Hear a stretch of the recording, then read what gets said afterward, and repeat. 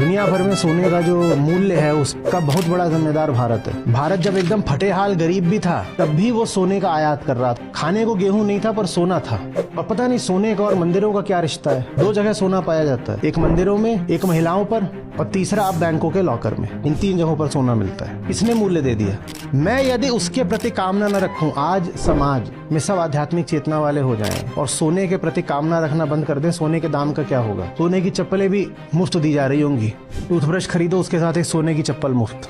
उसका कोई अपना अंतर्निहित मूल्य है? कुछ नहीं है। आपकी इंद्रियों को वो चमकती हुई चीज अच्छी लगती है। एक उसमें फायदा ये है कि वो रिएक्टिव कम होती है, तो बड़े लंबे समय तक पड़ी रहती है, फिर भी खराब नहीं होती। बस यही है। पर ऐसी तो बहुत सारी धातुएं हैं और गैसें भी है। नाइट्रोजन का ही नहीं बेचते, नाइट्रोजन भी नहीं रिएक्ट करती आसानी से।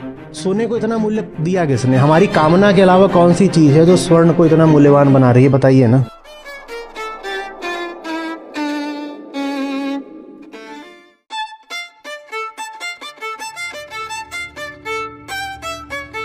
दुनिया भर में सोने का जो मूल्य है उसका बहुत बड़ा जिम्मेदार भारत है। भारत जब एकदम फटेहाल गरीब भी था तब भी वो सोने का आयात कर रहा था। खाने को गेहूं नहीं था पर सोना था।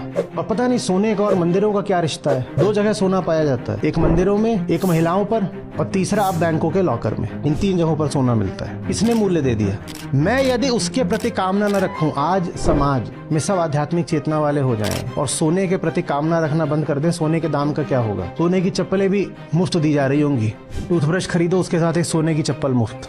उसका कोई अपना अंतर्निहित मूल्य है? कुछ नहीं है। आपकी इंद्रियों को वो चमकती हुई चीज अच्छी लगती है। एक उसमें फायदा ये है कि वो रिएक्टिव कम होती है, तो बड़े लंबे समय तक पड़ी रहती है, फिर भी खराब नहीं होती। बस यही है। पर ऐसी तो बहुत सारी धातुएं हैं और गैसें भी है। नाइट्रोजन का ही नहीं बेचते, नाइट्रोजन भी नहीं रिएक्ट करती आसानी से।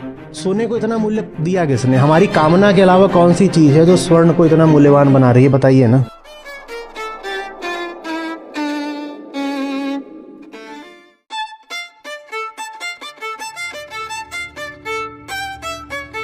दुनिया भर में सोने का जो मूल्य है उसका बहुत बड़ा जिम्मेदार भारत है। भारत जब एकदम फटेहाल गरीब भी था तब भी वो सोने का आयात कर रहा था। खाने को गेहूं नहीं था पर सोना था।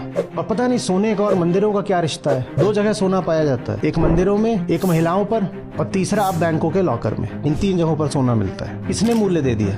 मैं यदि उसके प्रति कामना न रखूं, आज समाज में सब आध्यात्मिक चेतना वाले हो जाएं और सोने के प्रति कामना रखना बंद कर दें, सोने के दाम का क्या होगा। सोने की चप्पलें भी मुफ्त दी जा रही होंगी। टूथब्रश खरीदो, उसके साथ एक सोने की चप्पल मुफ्त।